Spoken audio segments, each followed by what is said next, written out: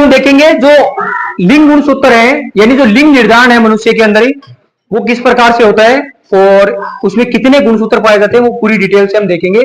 लेकिन यहां पर जब हम देख रहे हैं इन दोनों को, गुणसूत्र पाए कितने जाते हैं? टोटली 46 पाए जाते हैं। कितने पाए जाते हैं? 46।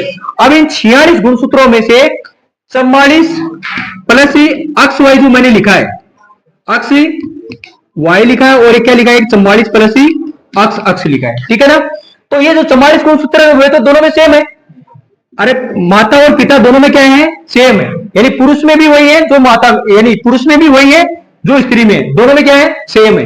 लेकिन ये तो दो गुणसूत्र हैं, इन दो गुणसूत्रों पर डिपेंड करेगा कि पुत्र प्राप्त होगा या पुत्री प्राप्त होगी, क्योंकि इन्हीं से हमारा लिंग निर्धारण डिसाइड होगा। तो याद रखना, लिंग निर्धारण जो होता है वो अक्स वाई और अक्स से डिसाइड होता है, जबकि एलिंग जो गुणसूत्र होते हैं वो फिक्स होते हैं। दोनों के अंदर क्या होते हैं? फिक्स होते हैं। तो इनका जब हमने जोड़ा देखा तो 44 प्लस अक्स वाई, ये तो किसमें पाया जाते हैं? पिता में। और माता में क्या पाया जाता है? 44 प्लस ही अक्स अक्स पाया जाता है। यहां पर जब इसका अर्थसूत्री विभाजन देखेंगे तो ये 22 प्लस ही अक्स होगा। क्या होगा? 22 प्लस ही अक्स, और ये क्या रहा?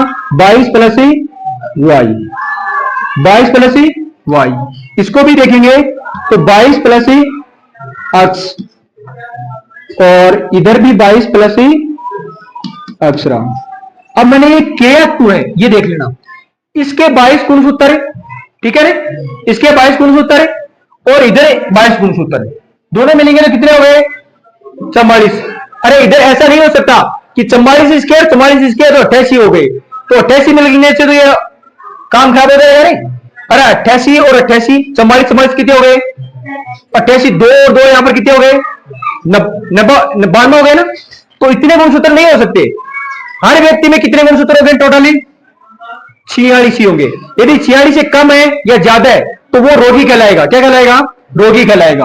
अब यहां पर एक बार इसको देखते हैं हमें, तो 22 प्लस अक्स और 22 प्लस वाई हुआ। अब हमें पुरुष से लेते हैं 22 प्लस अक्स, क्या लिया? 22 प्लस अक्स, और माता से इधर से आएगा 22 प्लस अक्स, तो 22 और 22 कितने हुए? 44 हुए। अब इधर से अक्स आया नहीं और इधर से अक्स, तो 44 प्लस अक्स और अक्स आया। ठीक है, एक तो बन चुका है। दूसरा देखते हैं इसका, इससे देखते हैं एक बार। तो यहां से जो रिजल्ट मिला हमारे को 22 है ना, और इधर भी 22, 22 और 22 कितने हुए? 44। इधर अक्स है और इधर भी क्या है? अक्स है।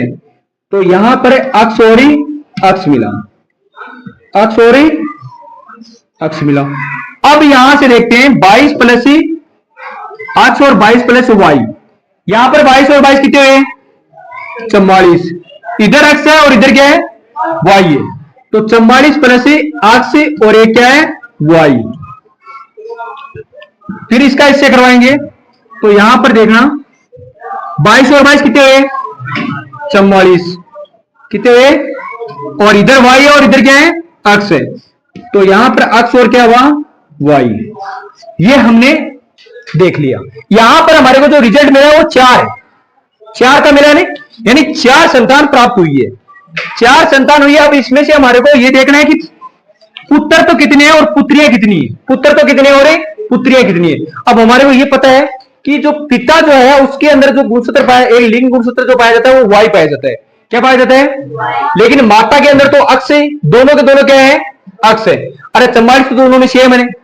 अब बच्चे कौन से? अक्स और वाई और अक्स और अक्स। तो अक्स और अक्स तो दोनों सेम है, बच्चा तो ये वाई होगा नहीं। इसमें दोनों अक्स है और इसमें अक्स और वाई है, तो इस वाई पर डिपेंड करेगा। अर्थात मैं ये कहूं कि पुत्र होगा या पुत्री, ये डिपेंड माता पर न करके किस पर करेगा? पिता पर। ये डिपेंड किस पर करेगा? यदि पिता का वाई गुणसूत्र आ गया, पिता का वाई गुणसूत्र आ गया तो क्या हो जाएगा? पुत्र प्राप्त। क्या हो जाएगा? पुत्र। और यदि अक्स मिल गया तो क्या होगी? पुत्री। तो यहां पर देखो अक्स है, 44 तो है ना, यहां पर अक्स आया और एक और क्या आ गया? अक्स। तो दोनों के दोनों क्या आ गए? यहां पर अक्स आ गए। तो यहां पर दोनों के दोनों अक्स है, तो ये क्या मिली हमारे को? पुत्री। क्या है? पुत्री। यहां पर हम देख रहे हैं 44 तो दोनों में सेम है, लेकिन यहां पर अक्स मिला और यहां पर क्या मिला हमारे को? वाई। तो वाई है तो यहां पर ये क्या मिल गया? पुत्र। इधर देख रहे हैं तो यहां पर भी अक्स और अक्स है ना, तो ये क्या मिली? पुत्री। और इधर अक्स और क्या है? वाई, तो ये भी क्या है? पुत्र है। यानी दो पुत्र मिले और दो क्या मिली है, अर्थात मैं ये कहूं कि ये 50% संभावना तो है पुत्र होने की और 50% संभावना है पुत्री होने की। 50% संभावना किसकी है, पुत्री होने की। दोनों की जो संभावना वो कितनी परसेंट है, 50-50% है। लेकिन आपसे ये पूछा गए कि ये डिपेंड किस पर करता है कि पुत्र होगा या पुत्री, तो आपका आंसर क्या होना चाहिए, ये डिपेंड करता है पिता पर, ना कि माता पर। इसमें माता का कोई रोल नहीं है। माता के जो लिंग गुणसूत्र है उसमें दोनों क्या है, अक्ष है, इनका कोई योगदान नहीं है। तो इसी प्रकार हम 8वीं क्लास में यदि ये टॉपिक है ना, ये गुणसूत्र वाला, तो उसमें क्या बताया गया है कि ये जरूरी नहीं है कि जैसे समाज के अंदर हम डिपेंड करते हैं, यदि उन्होंने माता ने लड़की को जन्म दिया, माता ने किसको जन्म दिया, लड़की को, तो उसमें दोषी किसको ठहराते हैं, माता को ठहराते हैं। लेकिन दोषी होता कौन है, पुरुष होता है। कौन होता है, पिता होता है। इसमें कौन होता है, पिता होता है, ना कि माता। इसमें माता का कोई रोल नहीं है, ध्यान चल गया ना, दोनों के दोनों यहां पर क्या है, अक्ष है। लेकिन पिता में जो पाए जाते हैं अक्ष और वाई पाए जाते हैं। अब यहां पर एक बार सुन लेना, यदि मान लो किसी में 44 प्लस अक्ष अक्ष ये तो है ही है, यदि एक गुणसूत्र कम हो गया या एक गुणसूत्र ज्यादा हो गया, जैसे मान लो एक गुणसूत्र बढ़ गया या एक गुणसूत्र घट गया, 45 गुणसूत्र हो गए या 46 गुणसूत्र हो गए, जैसे टर्नर सिंड्रोम होता है, क्लाइनफिल्टर सिंड्रोम होता है, एक गुणसूत्र के बढ़ने या कम होने की वजह से व्यक्ति रोगी कहलाएगा। क्या कहलाएगा, रोगी। जैसे टर्नर सिंड्रोम होता है वो महिलाओं में होता है, टर्नर सिंड्रोम किसमें होता है, महिलाओं में, और क्लाइनफिल्टर सिंड्रोम जो होता है वो किसमें होता है, पुरुषों में होता है। ठीक है ना, और दोनों के दोनों इस कैटेगरी में बांझ कहलाते हैं। क्या कहलाते हैं, बांझ कहलाते हैं, क्योंकि उनमें क्या होता है, एक अक्ष गुणसूत्र की कमी हो जाती है, एक अक्ष गुणसूत्र की कमी हो जाने की वजह से वो क्या कहलाएगी, बांझ। और इधर एक की ज्यादा हो गया तो उसकी वजह से वो भी क्या कहलाएगा, बांझ कहलाएगा। इस प्रकार से हमने जो लिंग गुणसूत्र देखा है, लिंग गुणसूत्र और अलिंग गुणसूत्र में फर्क समझ में आया। जो दोनों 44 और 44 दोनों में क्या है, फिक्स है, और इधर जो अक्ष और वाई है और इधर अक्ष और अक्ष है, ये डिसाइड करते हैं कि पुत्र होगा या